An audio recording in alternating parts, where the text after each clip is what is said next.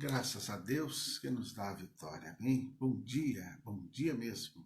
Deitei e dormi e acordei, porque o Senhor me sustentou. Coloque a mão no seu coração, quero começar fazendo uma prece por você. Querido Deus e Pai autor da nossa fé, eu te apresento essa vida que agora está aqui online, ao vivo comigo. Apresento a ti esta vida que algum outro dia vai ouvir essa palavra. Que essa palavra venha ser um bálsamo na vida desta pessoa, venha trazer graça, paz, vitória, seja um socorro do alto céu, que essa palavra traga uma mudança, uma transformação no temperamento, transformação na maneira de pensar, enfim, Senhor, que essa palavra de alguma forma venha ajudar, venha abençoar aquele que é ouvir. Amém? Graças a Deus, que você seja abençoado através desta mensagem. A palavra de hoje, a nossa meditação hoje é o Salmo 68. É um cântico de louvor, é um cântico de ação de graças a Deus como nosso Senhor e como nosso Salvador. Que maravilha!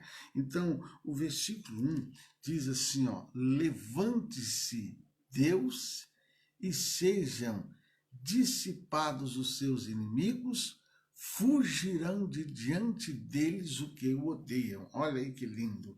Levante-se Deus. O Davi aqui, queridos, ele vivia cercado de inimigos, como você sabe, certo? Então, por isso, a oração na vida de Davi era uma arma de proteção, era uma arma de ataque também, certo? Ele se protegia e ao mesmo tempo ele atacava.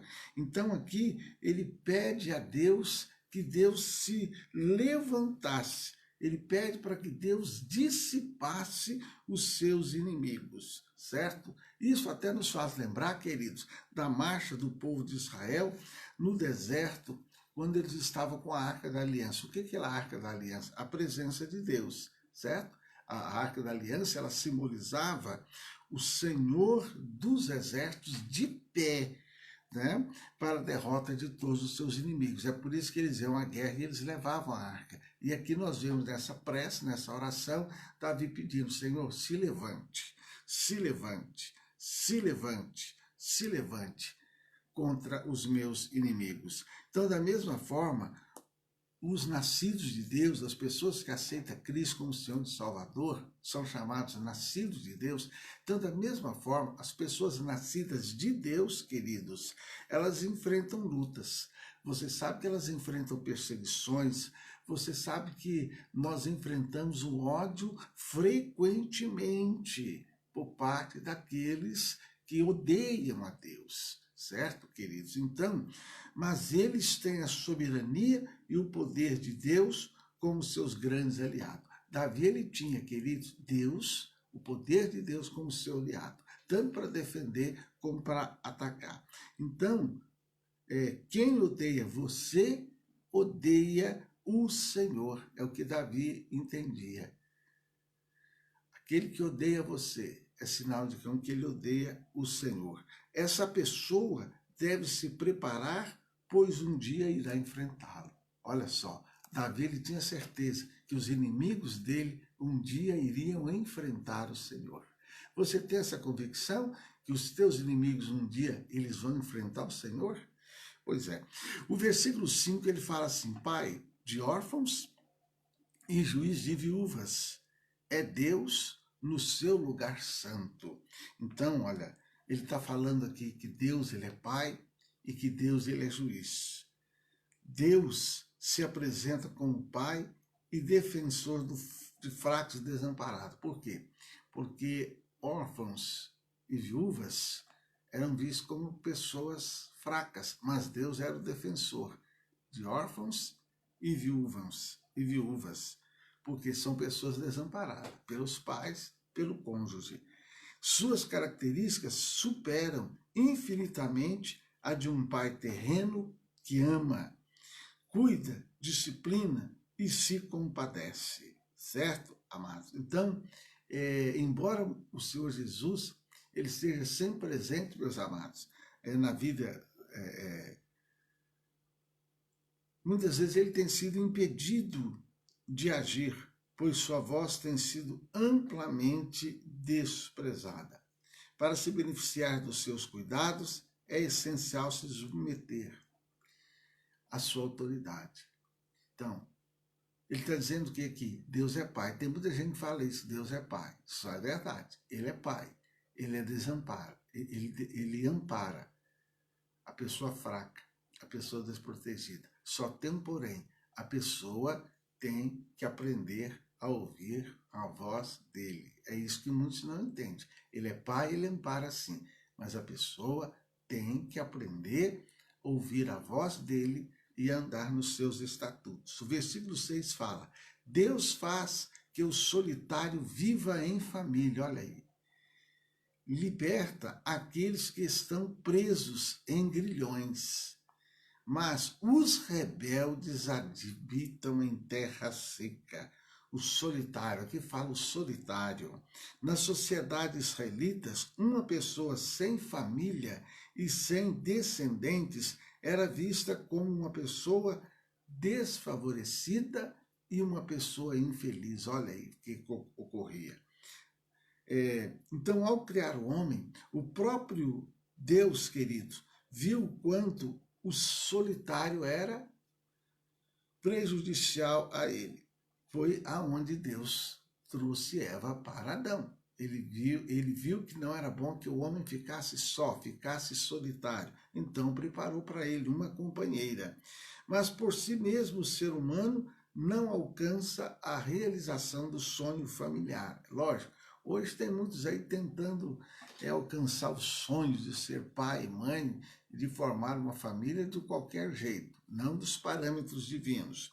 Muitos conseguem se casar, mas não mantêm a felicidade, pois não recorrem ao autor da família e do amor. Muitos casam, mas não adianta só casar. Tem que recorrer ao amor de Deus, à graça de Deus. O versículo 7 a 17 diz: Ó Deus, quando saías diante do teu povo, quando caminhavas pelo deserto, a terra abalava-se e os céus destilavam perante a face de Deus, até o próprio Sinai foi comovido na presença de Deus, do Deus de Israel. O que fala aqui do versículo 7 ao 17? Fala, nós encontramos o Davi, queridos, exaltando a Deus, certo? Ele está aqui exaltando o glorioso cuidado que Deus teve com os filhos de Israel no Êxodo, durante a travessia no deserto e na terra prometida. Eu quero dizer para você que o Deus de Israel é o seu Deus. Ele cuidou do povo de Israel no que eles saíram do Egito e atravessaram o mar. E depois, quando eles estavam na terra prometida. E hoje você vê Deus ainda cuidando do povo de Israel. Você é de Deus? Então creia nisso. Ele é Deus para cuidar de você.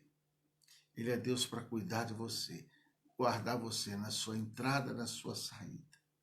Creia nisso. Queridos, o versículo 18 fala assim: Tu subiste ao alto, levaste cativo o cativeiro, recebeste dons para os homens e até para os rebeldes, para que o Senhor Deus habitasse entre eles.